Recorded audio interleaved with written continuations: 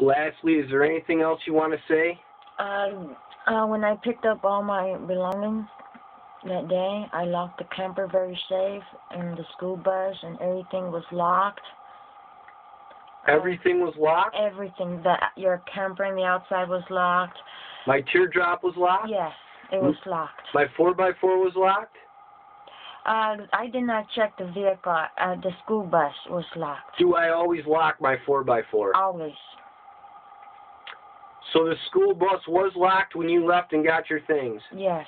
The only reason why I tried to open that camper with the keys that you gave me was to get my jewels. Okay. And it was locked. I couldn't open it.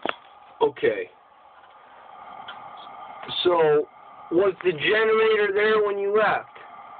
Everything was in the camper. Everything. So only till after everything was locked? Yes. And after you left was when all this started? Yes. And you had no part in any of it? No. And you locked everything? No, I just kept going to the court asking for you.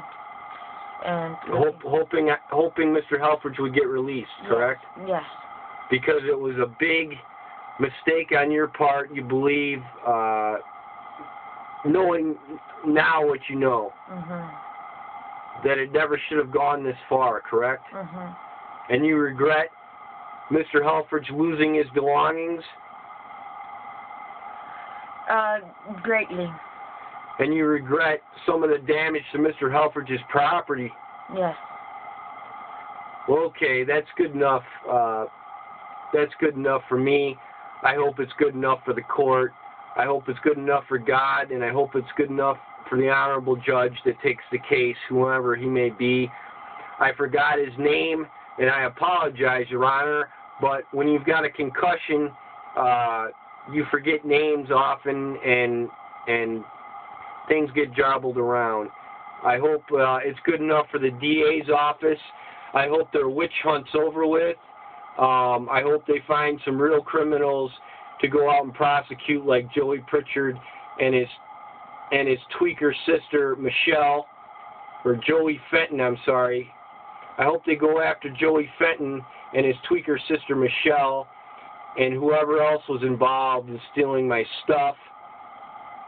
And I hope they get prosecuted. And I hope they start getting some of these meth addicts off the streets and in jail where they belong. Because they don't belong in normal society.